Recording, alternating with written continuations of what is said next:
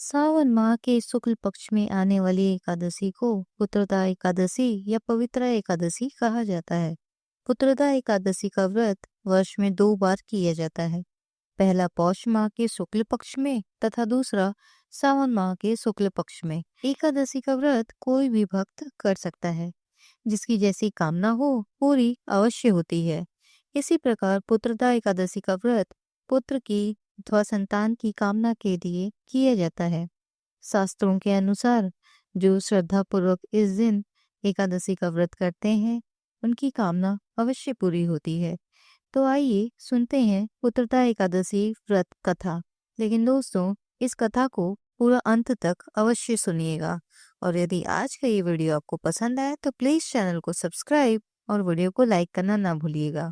साथ ही अपने विचार हमें कमेंट बॉक्स में जरूर लिखिएगा। तो चलिए शुरू करते हैं आज की कथा।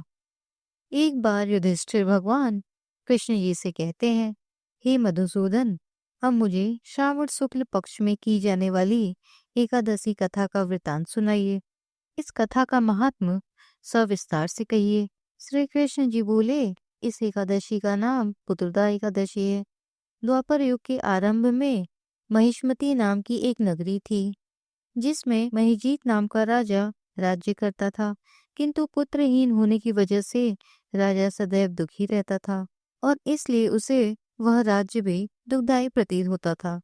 पुत्र प्राप्ति के लिए राजा ने अनेक उपाय किए, किंतु राजा को पुत्र की प्राप्ति नहीं हुई। वृद्धावस्था को आता देखकर राजा ने अपनी प्रजा के प्रतिनिधियों को बुलाकर कहा, प्रियजनों, मैंने इस जन्म में न तो कोई पाप किया है और न तो मेरे खजाने में अन्याय से उपार्जित किया हुआ धन ही है, न मैंने कभी देवताओं तथा ब्राह्मणों का धन छीना है। किसी दूसरे की धरोहर भी मैंने नहीं ली है। प्रजा को पुत्र के समान पालता रहा। मैं अपराधियों को पुत्र तथा बांधुओं की तरह दंड देता रहा। कभी किसी से घृणा नहीं की, सबको समान माना है। स्वजनों की सदा पूजा करता हूँ। इस प्रकार धर्मयुक्त राज्य करते हुए भी मेरे पुत्र नहीं है, सो मैं अत्यंत दुख पा रहा हूँ। इसका कारण क्या है? राजा महिजीत की इस बात को विचारने के लिए मंत्री तथा प्रजा के प्रतिनिधि वन को गए। वहाँ बड़े बड़े ऋषि मुनियों के दर्शन किए। राजा की पुत्र प्राप्ति की कामना की पूर्ति के लिए श्रेष्ठ तपस्वी मुनि को खोजने लगे।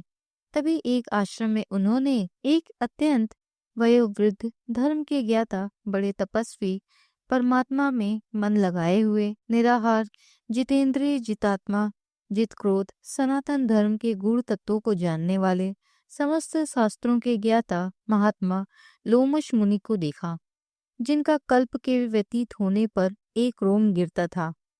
सबने जाकर ऋषि को प्रणाम किया। उन लोगों को देखकर मुनि ने पूछा, आप लोग किस कारण से आए हैं? निसंदेह मैं आप लोगों का हित करूंगा।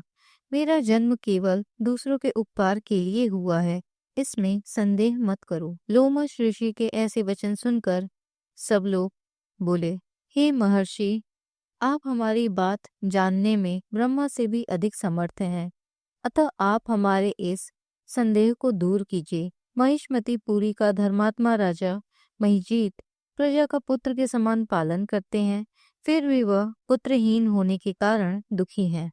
उन लोगों ने आगे कहा, हम लोग उनकी प्रजा हैं, अतः उनके दुख से हम भी दुखी हैं।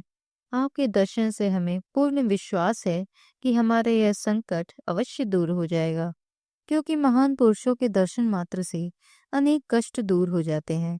अतः आप कृपा करके राजा के पुत्र होने का उपाय बतलाएं। यह बात सुनकर ऋषि ने थोड़ी देर के लिए नेत्र बंद किए और राजा के पूर्व जन्म वृतांत जानकर कहने लगे कि यह राजा पूर्व जन्म में एक निर्धन वैश्य था।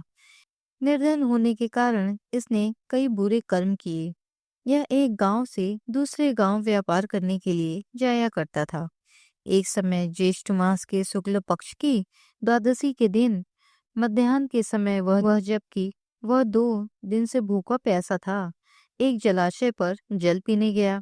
उसी स्थान पर एक तत्काल की ब्याही हुई प्यासी गौ जल पी रही थी। राजा ने उस प्यासी गाय को जल पीते हुए हटा दिया और स्वयं जल पीने लगा। इसलिए राजा को यह दुख सहन करना पड़ रहा। एकादशी के दिन भूखा रहने से वह राजा हुआ और प्यासी गौ को जल पीते हुए हटाने मात्र के कारण से उसे पुत्र वियोग का दुख सहना पड़ रहा है।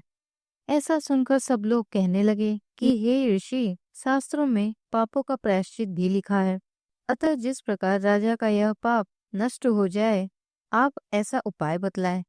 लोमस मुनि कहने लगे, श्रावण शुक्ल पक्ष की एकादशी को, जिसे पुत्रदा एकादशी भी कहते हैं, तुम सब लोग व्रत करो और रात्रि को जागरण करो, तो इससे राजा का यह पूर्व जन्म का पाप अवश्य ही नष्ट हो जाएगा। साथ ही राजा को पुत्र की प्राप्ति अवश्य होगी। लोमस ऋषि के ऐसे वचन सुनकर मंत्रियों सहित सारी प्रजा नगर को वापस लौट आई और जब श्रावण शुक्ल पक्ष की एकादशी तिथि आई, ऋषि की आज्ञानुसार सबने पुत्रदा एकादशी का व्रत और जागरण किया। इसके पश्चात द्वादशी के दिन इसके पुण्य का फल राजा को दे दिया। उस पुण्य के प्रभाव से रानी ने गर्भ को धारण किया और प्रसव काल समाप्त होने पर उसके एक बड़ा तेजस्वी पुत्र उत्पन्न हुआ। इसलिए ही राजन, इस श्रावण शुक्ल एकादशी का नाम पुत्रदा एकादशी पड़ा। अतः संतान की इच्छा हासिल करने के लिए इस व्रत को अवश्य करें। इसके महात्म को सुनने से मनुष्य सब पापों से मुक्त हो जाता है और इस लोक में संतान सुख भोग कर परलोक में स्वर्ग को प्राप्त होता है। हे राजन, इस दिन गुड़ का प्रसाद अवश्य लेना चाहिए। गुड़ के पदार्थ में मेवा, मिठाई आदि लेना अमृत के समान होता है और गुड़ का प्रसाद भगवान विष्णु को अर्पित करने से वह अत्यंत प्रसन्न होते हैं। तो दोस्तों, आज का ये वीडियो बस यहीं तक। यदि आज का ये वीडियो आपको पसंद आई, मेरे द्वारा सुनाई गई यह कथा आपको अच्छी लगी, तो प्लीज़ चैनल को सब्सक्राइब और वीडियो को लाइक करना ना भूलिएगा। मिलते हैं आपसे अगले किसी नई वीडियो में नई जानकारी के साथ।